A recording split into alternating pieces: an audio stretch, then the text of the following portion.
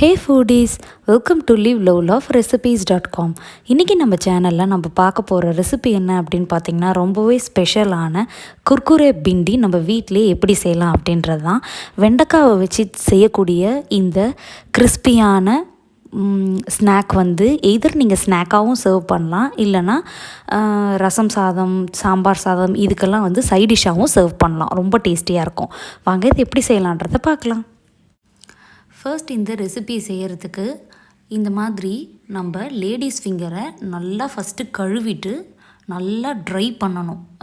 ஒரு துணியை வச்சு எல்லாத்தையும் நல்லா தொடச்சிட்டு அதுக்கப்புறமா இந்த மாதிரி நம்ம நுனியையும் ட்ராப்பையும் கட் பண்ணி எடுத்துட்டு அதுக்கப்புறமா ஒரு லேடிஸ் ஃபிங்கரை ஒரு 6 ஸ்ட்ரிப்பாக கட் பண்ணிடணும்.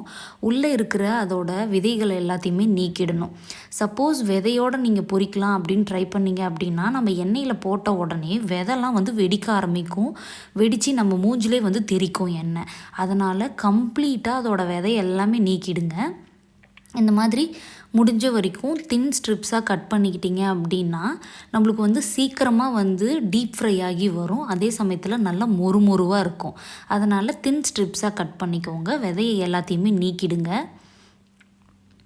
அதே மாதிரியே இதில் நம்ம வறுக்க தான் போகிறோம் அப்படின்னு சொல்லிட்டு நீங்கள் முத்தலான வெண்டைக்காவெல்லாம் ஆட் பண்ணிட்டீங்க அப்படின்னா அது ஒரு மாதிரி நம்ம சாப்பிடும்போது சக்கையாக வரும். அது நல்லா இருக்காது. அதனால் முத்தலான வெண்டைக்காயெல்லாம் இதுக்கு யூஸ் பண்ணக்கூடாது. இப்போ பார்த்திங்கன்னா நம்ம எல்லா வெண்டைக்காவுமே அதோட விதையை நீக்கிட்டு ஒரு வெண்டைக்காவை ஒரு 6 பீசஸாக அதாவது ஸ்ட்ரிப்ஸாக கட் பண்ணி வச்சுருக்கேன். அதை ஆட் பண்ணிக்கலாம். கூடவே இந்த ப்ரிப்பரேஷனுக்கு தேவையான அளவுக்கு சால்ட் ஆட் பண்ணிக்கலாம். இப்போது ஒரு 1 டீஸ்பூன் அளவுக்கு காஷ்மீரி ரெட் சில்லி பவுடரும் காரத்துக்கு ஏற்ற மாதிரி காரமான மிளகாத்தூள் ஒரு 1 டீஸ்பூனும் 1/2 டீஸ்பூன் அளவுக்கு கரம் மசாலா பவுடரும் ஆட் பண்ணிக்கிறேன். கூடவே ஒரு 1.5 டேபிள் ஸ்பூன் அளவுக்கு கடலை மாவை ஆட் பண்ணிக்கலாம். 2 டேபிள் ஸ்பூன்ஸ் அளவுக்கு அரிசி மாவை ஆட் பண்ணிக்கலாம். இன்றைக்கி நான் எடுத்திருக்கிற வெண்டைக்காய் பார்த்திங்கன்னா ஒரு 1/4 கிலோ இருக்கும். அவ்வளோதான் இருக்கும். இது தாராளமாக ஒரு 2 பேர் to 3 பேர் சாப்பிடலாம்.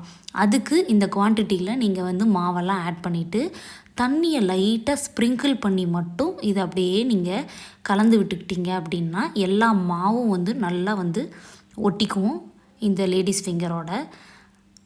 நீங்கள் தண்ணி அதிகமாக யூஸ் பண்ணிட்டீங்க அப்படின்னா மாவெல்லாம் ஒரே லேடிஸ் ஃபிங்கருக்கு போயிடும். அதனால் தண்ணியை லைட்டாக தெளித்து விட்டுட்டு இல்லைன்னா கையில் அப்படியே கழுவிட்டு நீங்கள் இதை பிரட்டி விட்டுட்டு இந்த மாதிரி கடாயில் நல்லா எண்ணெயை சூடு பண்ணிவிட்டு பொரித்து எடுக்க வேண்டியதான். இது கொஞ்சம் கொஞ்சமாக பேட்ச் பை பேட்சாக போட்டு பொரித்து எடுத்துக்கோங்க. அதே மாதிரியே நல்ல கலர் சேஞ்ச் ஆகணும். 2 பக்கமும் திருப்பி திருப்பி போட்டு ரோஸ்ட் பண்ணிங்க அப்படின்னா ஒரு மீடியம் ஹை ஃப்ளேம்லேயே வச்சு ரோஸ்ட் பண்ணுங்கள்.